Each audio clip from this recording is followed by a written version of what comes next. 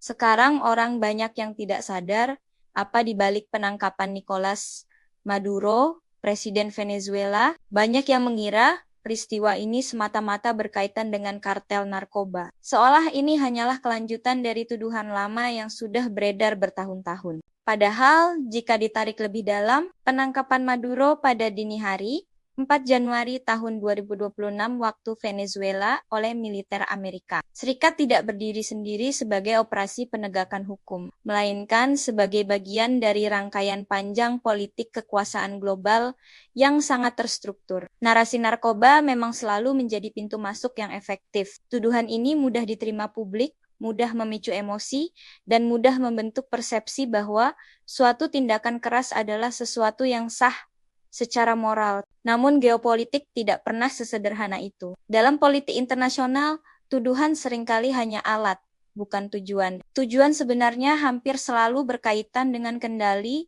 pengaruh, dan sumber daya. Venezuela adalah salah satu negara dengan cadangan minyak terbesar di dunia. Dalam dunia modern, minyak bukan hanya bahan bakar kendaraan atau industri, tetapi darah bagi sistem ekonomi global. Negara yang menguasai sumber energi strategis memiliki pengaruh langsung terhadap stabilitas ekonomi dunia, nilai mata uang, harga pangan, hingga arah kebijakan luar negeri negara lain. Karena itu, Venezuela bukan sekadar negara Amerika Latin yang bermasalah secara politik, tetapi sebuah titik kunci dalam peta energi global. Jika kita melihat sejarah, pola semacam ini bukan hal baru. Selalu ada cerita tentang ancaman, kriminalitas, atau bahaya global yang dilekatkan pada sebuah rezim. Setelah itu muncul sanksi ekonomi yang melumpuhkan rakyat. Ketika kondisi dalam negeri melemah, tekanan politik meningkat, dan pada akhirnya intervensi terbuka atau terselubung dianggap sebagai solusi. Setelah debu konflik mereda,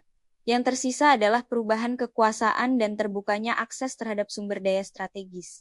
Penangkapan Maduro harus dibaca dalam kerangka ini. Ini bukan sekadar soal satu orang presiden, tetapi tentang perubahan arsitektur kekuasaan di Venezuela. Ketika seorang kepala negara ditangkap oleh kekuatan asing, pesan yang dikirimkan bukan hanya kepada rakyat Venezuela, tetapi kepada seluruh dunia. Pesannya adalah bahwa kedaulatan bisa dilanggar jika dianggap menghalangi kepentingan besar. Amerika Serikat dalam hal ini memainkan peran yang sangat tegas. Dengan menangkap Maduro dan menyatakan akan mengelola transisi Venezuela, Amerika secara terbuka menegaskan dominasinya di kawasan yang sejak lama dianggap sebagai wilayah pengaruhnya. Ini adalah pernyataan kekuatan yang jarang dilakukan secara terangan di era modern. Namun justru karena keterus-terangan itulah dunia bereaksi keras. Rusia dan Cina adalah dua negara yang paling memperhatikan peristiwa ini. Bagi Rusia, Venezuela bukan hanya mitra ekonomi, tetapi juga simbol kehadiran strategis di dekat wilayah Amerika.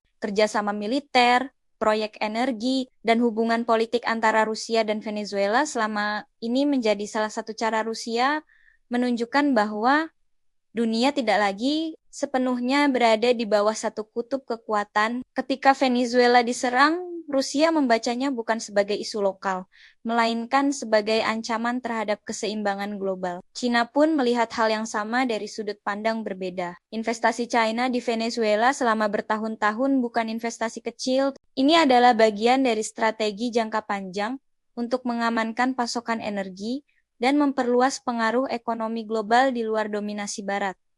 Ketika satu negara besar secara sepihak mengambil alih negara lain dengan alasan transisi dan stabilitas, Cina melihat preseden berbahaya yang bisa mengancam kepentingannya di banyak wilayah dunia. Amerika Selatan sendiri berada dalam posisi yang tidak kalah rumit. Banyak negara di kawasan ini memiliki memori kolektif tentang intervensi asing. Kudeta, tekanan ekonomi, dan penggantian rezim bukan cerita baru. Karena itu, penangkapan Maduro tidak hanya memicu debat tentang Venezuela, tetapi juga ketakutan laten tentang masa depan kedaulatan negara-negara lain di kawasan tersebut. Hari ini Venezuela, besok bisa siapa saja yang dianggap tidak sejalan. Jika dianalogikan, geopolitik dunia saat ini seperti papan catur besar. Maduro hanyalah satu bidak penting yang digerakkan untuk membuka jalan. Ketika bidak itu jatuh, jalur menuju pusat kekuasaan terbuka, namun permainan belum selesai.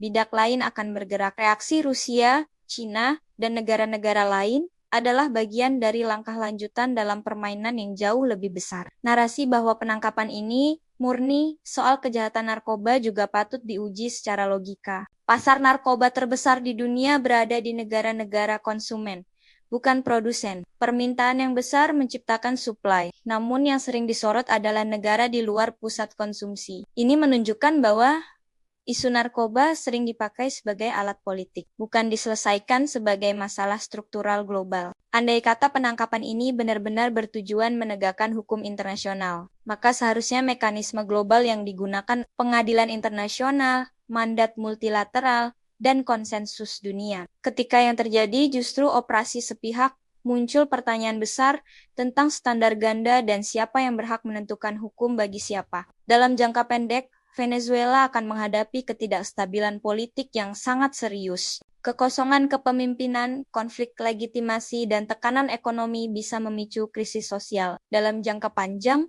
pertanyaannya lebih besar. Apakah perubahan ini akan benar-benar membawa kesejahteraan bagi rakyat Venezuela? Atau justru mengulang siklus lama di mana kekayaan alam mengalir keluar sementara rakyat tetap menanggung beban. Sejarah dunia menunjukkan bahwa penguasaan sumber daya oleh kekuatan asing jarang berakhir manis bagi rakyat lokal. Janji stabilitas dan pembangunan sering terdengar indah di awal, tetapi realitasnya jauh lebih kompleks. Ketika kepentingan global bertabrakan dengan kebutuhan lokal, yang kalah hampir selalu masyarakat biasa. Di sisi lain, dunia juga sedang menyaksikan ujian besar terhadap tatanan internasional. Jika penangkapan kepala negara secara sepihak menjadi preseden yang diterima, maka batas antara hukum dan kekuatan akan semakin kabur. Negara kuat akan semakin merasa berhak bertindak, sementara negara lemah semakin kehilangan perlindungan. Peristiwa ini juga memperlihatkan bahwa dunia sedang berada di persimpangan sejarah. Apakah kita bergerak menuju tatanan multipolar yang seimbang, atau justru kembali ke era di mana kekuatan militer dan ekonomi menentukan segalanya? Penangkapan Maduro adalah simbol dari pertarungan itu. Bukan awal, dan jelas bukan akhir. Pada akhirnya, yang perlu disadari publik adalah bahwa berita besar seringkali menyembunyikan cerita yang lebih besar. Di balik penangkapan seorang presiden, ada pertarungan energi, pengaruh, dan masa depan dunia. Siapa yang hanya melihat permukaan akan mudah terseret emosi. Siapa yang mau berpikir lebih dalam akan melihat bahwa apa yang terjadi di Venezuela adalah cerminan dari konflik global yang jauh lebih luas. Konflik tentang siapa yang berhak mengatur dunia dan dengan harga apa. Dan di tengah semua itu, rakyat biasa selalu berada di posisi paling rentan, menjadi penonton sekaligus korban dari permainan kekuasaan yang dimainkan jauh di atas kepala mereka.